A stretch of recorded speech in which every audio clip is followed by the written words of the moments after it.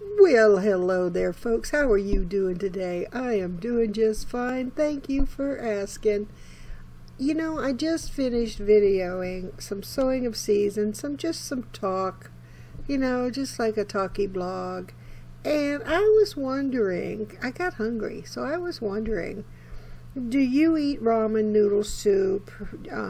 I don't use a packet that it comes with. I use 5 spice and a little bit of soy sauce and some other things that I add to it. But I was wondering, do you slurp your noodles or do you not? I don't, because it winds up hitting me on my glasses and I can't see a darn thing. So let's get started with this video, folks. Yesterday, March 24th, we had a doozy of a storm. Yes, we did. We had the combination wind, rain, freezing rain, ice pellets, followed by the topper snow. You probably ask yourself, why do I get so excited about gardening when I have such a long time to wait for spring and the ground to thaw and warm up so I can plant out my seedlings? Well, the answer to that is, folks, I just love gardening. Simple as that. We happen to be at that transition where it'll snow overnight or freezing rain, and then by noon hour it's all melted. And, well, not all melted, but the driveway's at least clear. There's still a bit of a mound there between the trees alongside my driveway, but for the most part, the driveway does get cleared by Mother Nature. Thank goodness.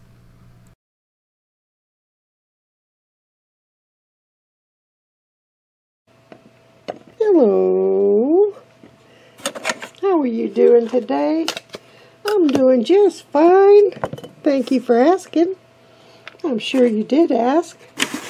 Is the struggle real for you folks about this time of year who live in a warmer climate than the people in the southern hemisphere?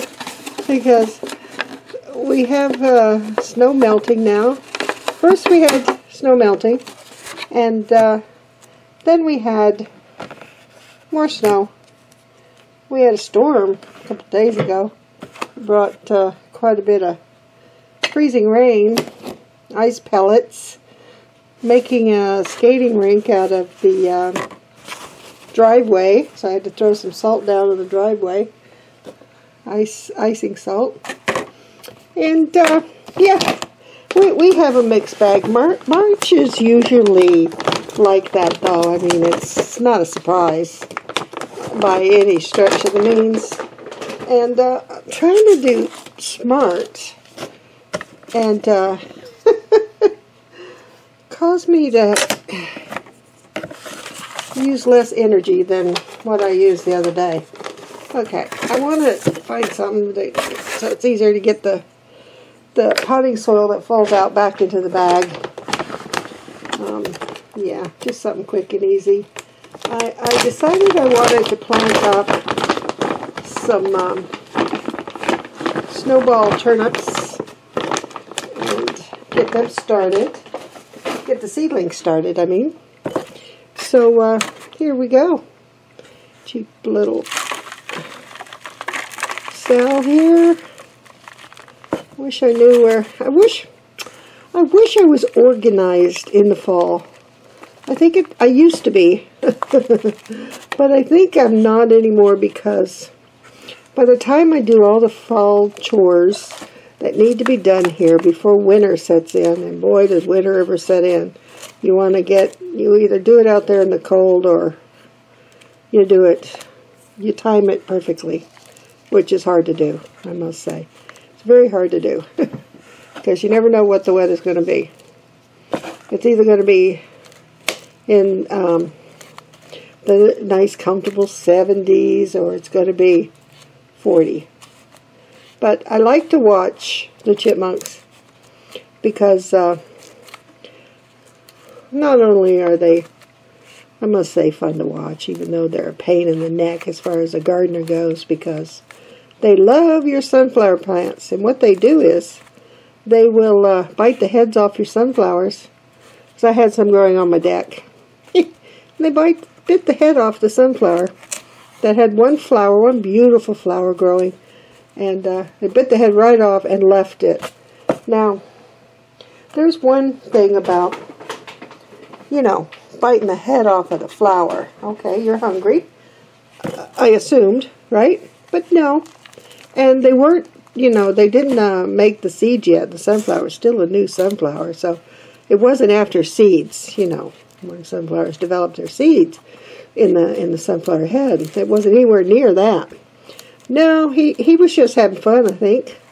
And he bit the head right off, but left it on the railing. I have a, what is that, about a 6-inch railing on the top, so it's, you know, it's really nice for setting your potted plants and stuff on the railing, which I can't really do anymore because the animals know I do it, and if it's anything that they like to eat, well, game over.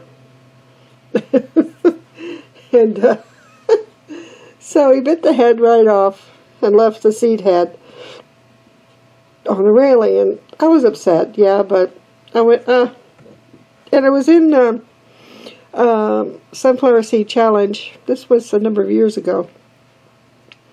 So I went, oh well, I'm going to still carry on because it was plant one seed and, you know, yada yada. And so I did, and I thought, well, I'll just keep watering this planter. And at the end, when it comes time, when everybody's, you know, putting in their information for the challenge, I'll just put in my stem that had pretty leaves still on it. And that, you know, that would be my submission. Well, lo and behold, did you know, and I've started doing this to find out if it was quirk or if it's something that happens. The sunflower plant is versatile. If you cut the head off of a sunflower at the very top, or an animal does, keep watering that plant, keep taking care of that plant, because I wound up with triple heads of flowers on that plant. I moved the plant away from the railing so the chipmunk couldn't get, you know, near it again. So the following year, because I have a short growing season, I tried the same thing. I grew some sunflowers, and I deliberately cut the heads off. Well, of the plants I cut the heads off, I had 4 heads, I had 3 heads, some had 2 heads. Yeah, I went out there and I just hacked all that. I must have looked like a crazy person. Crazy gardener. They say, oh, she took up drinking, I must say, because she's out there hacking the heads off of her sunflower plants. I wonder who she's mad at. I can just imagine the different things. You know, people looking out their window, seeing me with my floppy hat on, and I'm cutting all the heads off the sunflowers. But give them a few weeks, and they just explode with multiple heads. So if you don't believe me, give it a try. Don't go doing them all. Just sacrifice one plant, and keep watering it, keep taking care of it, just like it had a flower head on it. And I'm watching the chipmunk right now run across my deck. And give it a try. If you enter a contest that needs multiple headed sunflowers, that's a quick and easy way to get it. Okay, what I'm going to plant today, I'm not even sure what today's date is. I don't know. I'll have to look that up.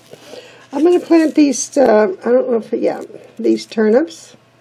They're called Early Snowball. And I'm going to plant these other turnips. They're called Tokyo Silky Sweet. Now these, when you grow them, they're very tiny. And you harvest them when they're tiny. They're very delicious. The same thing with these early snowballs. They're very tasty. And I just love them. And then I'm going to plant, here's some old seeds. I'm going to plant some fennel. And I'm going to put in some Swiss chard. Yes, I am. And I'm going to multiple seed. I watched No, I didn't watch Roof. I watched Roots and Refuge. And she has a beautiful greenhouse that her husband, Sweet Maya, built for her with stained glass. And if you're unaware of Roots and Refuge Farm, go check them out, because she's as cute as a bug's ear. Let me tell you, she is so cute. And I don't know where that saying came from. Actually, I was raised in the South. I was raised in Florida. So I have some sayings that a lot of people don't know what the heck I'm talking about. But I digress. So I'm going to first put in the tall ones. Let's say the tall ones in the back. Let's let this be the back. So I'm going to plant. Anyway, she plants multiple seeds in her tiny little cells.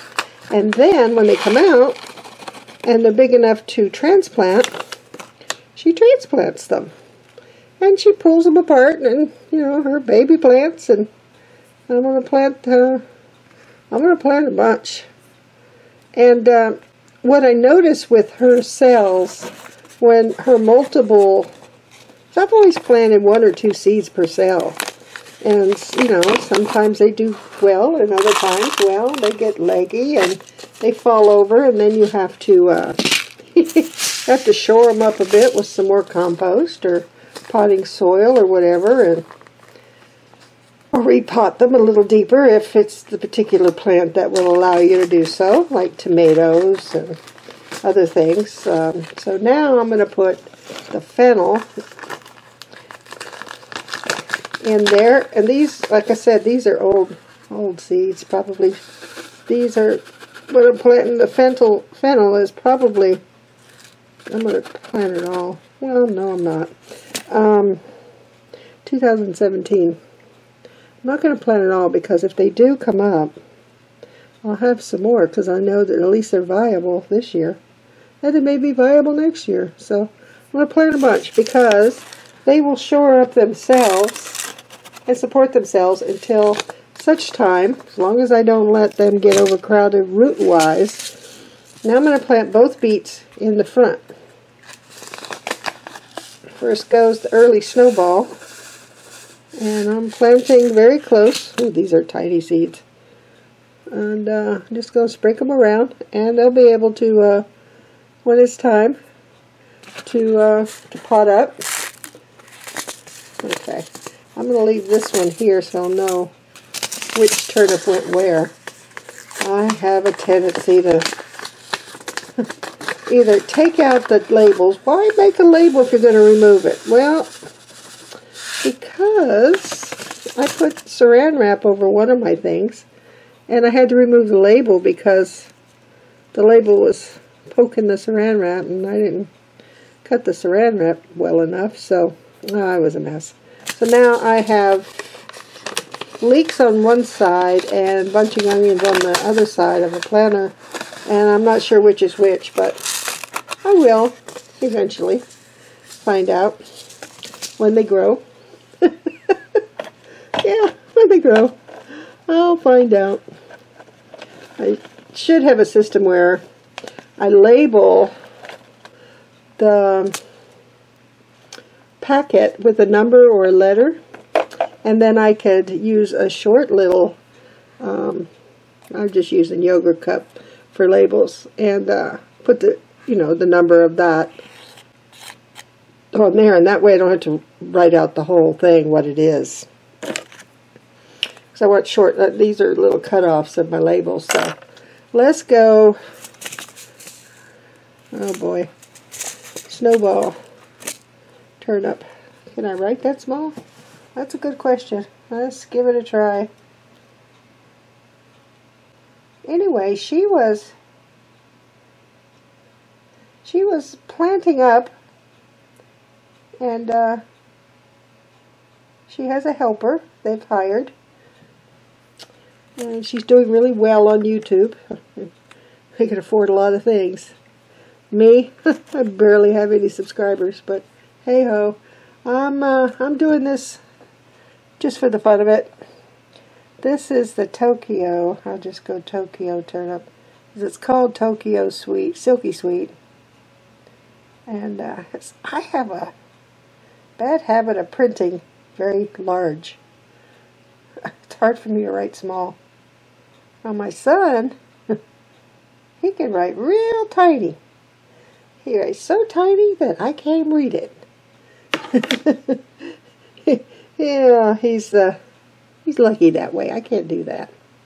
Alright, so let's put Tokyo turnip there, snowball turnip here, and now these can come out over here. Go back in the little plastic sleeve that I have.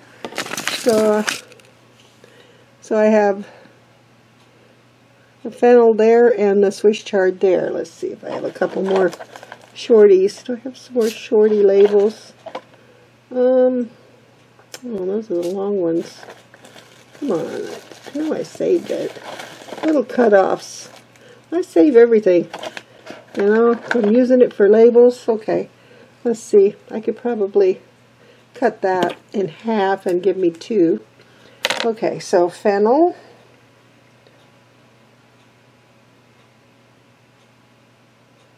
And chard. I'm just going to go chard. I know it's Swiss.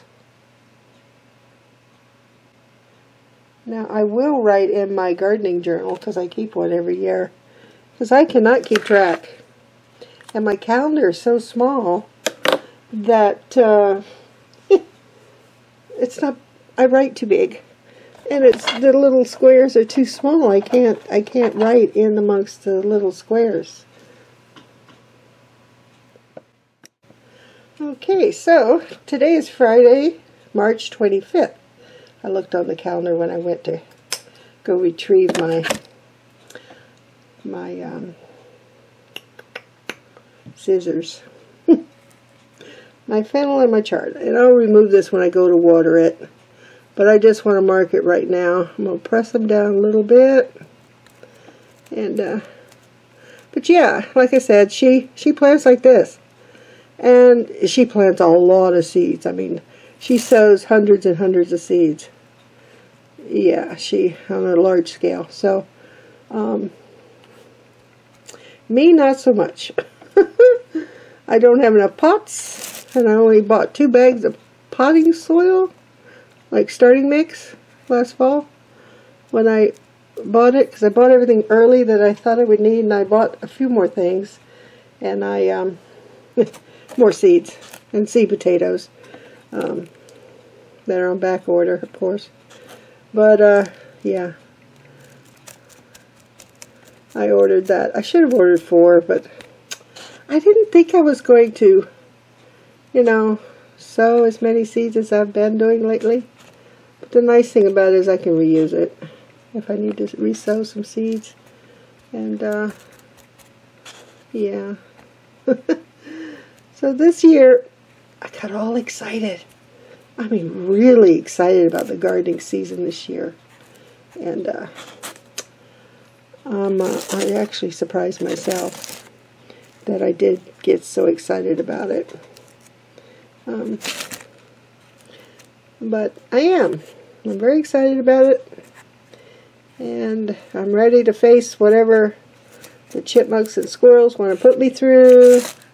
Whatever the slugs want to do to me, because Lord knows it's going to be something. So I will water that in, and I don't need to film that. But I'm going to give this a try. I've never broadly sown that many seeds in that small of an area before. I know the fennel will do okay, because it takes a while to come up too, I believe.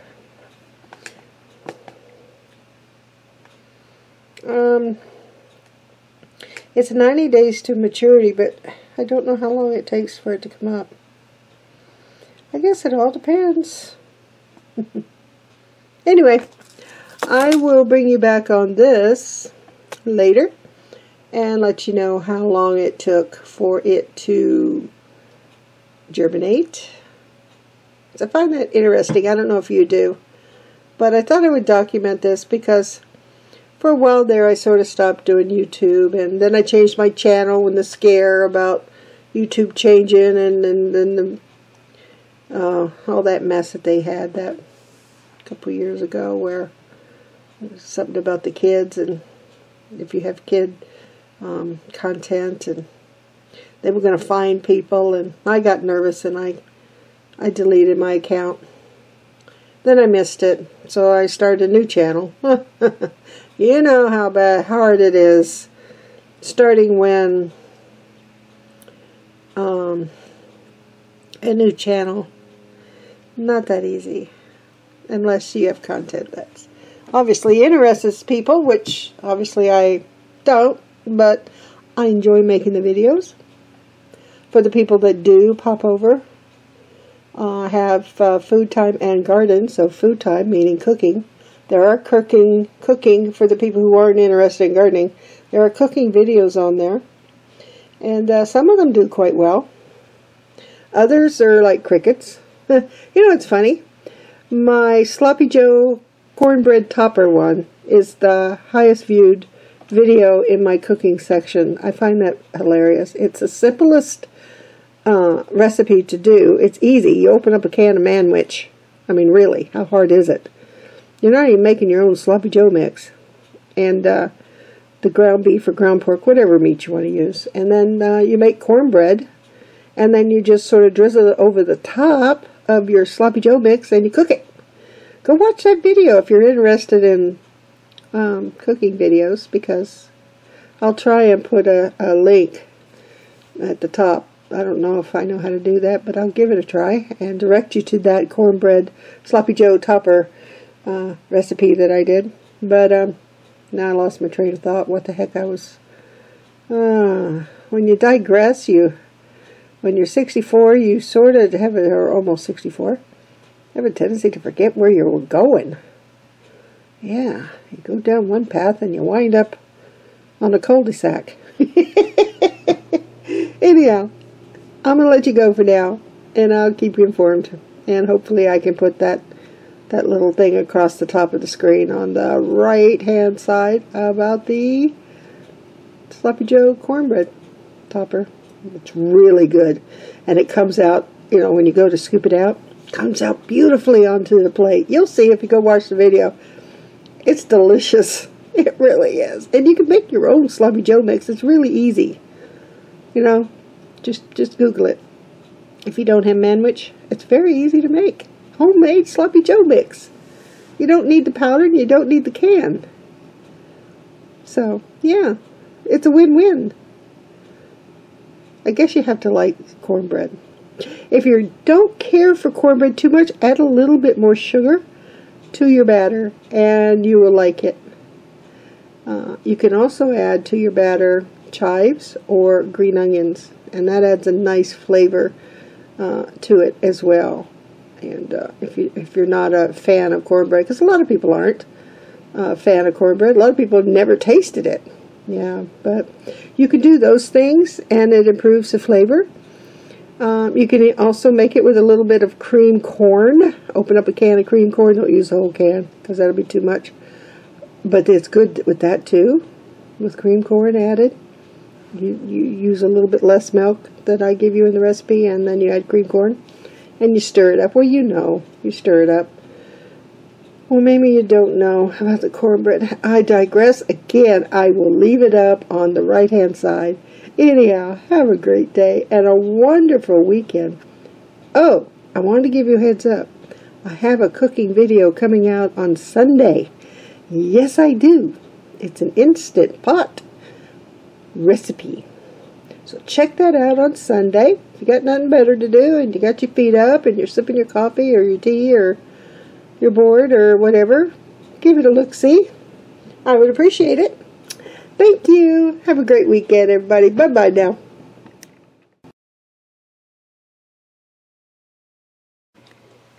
So I thought I'd bring you along and ask you a few questions while I write in my gardening journal about what I sowed today.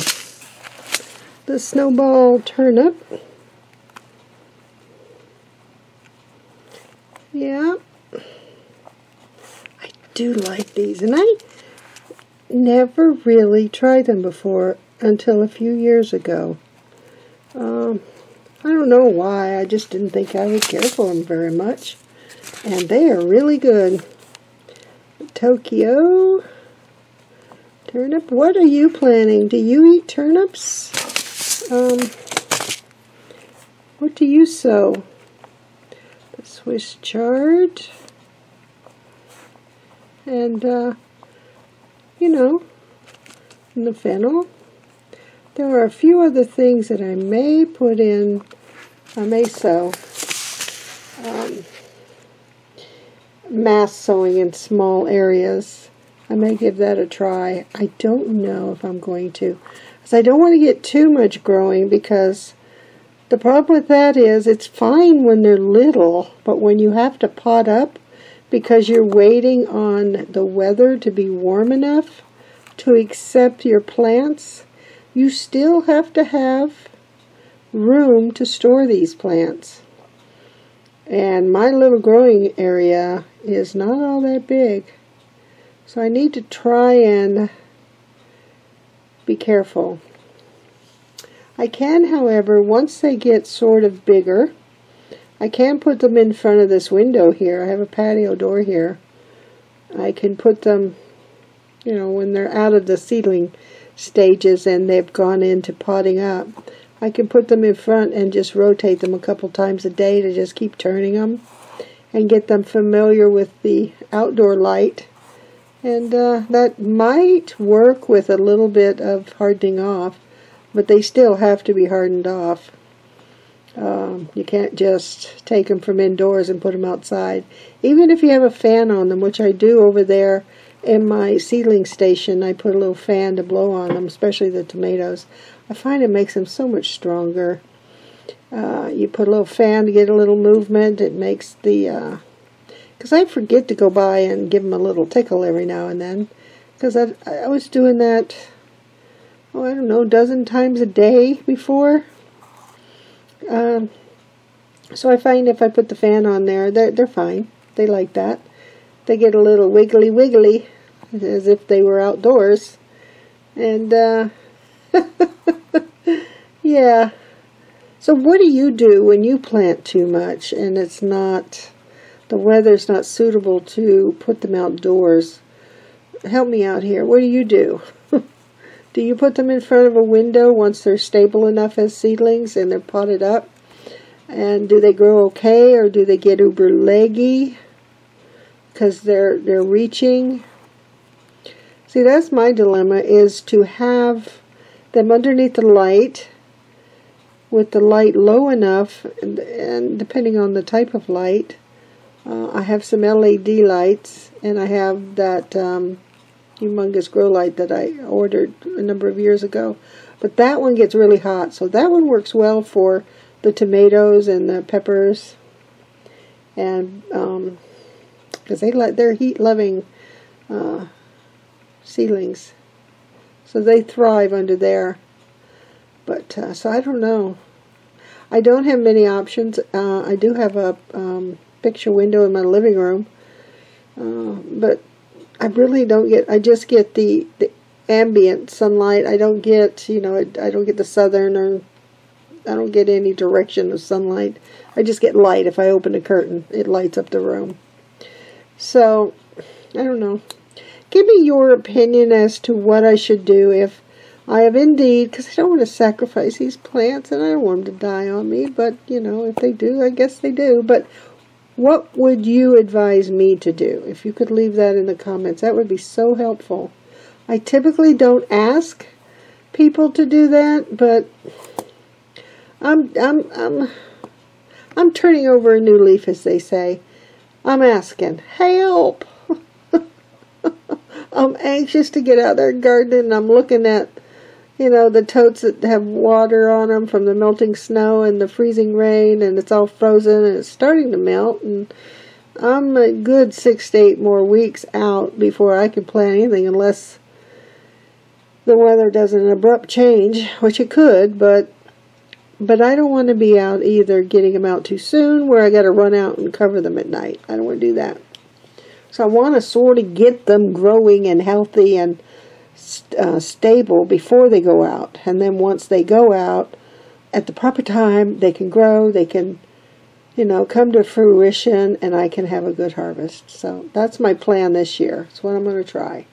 Because all the other years, I put it outside too soon, even in the containers, and I'm running around with tarps trying to cover them up, which is fine. But then you got to get up early and uncover them because it gets too bloody hot underneath that tarp.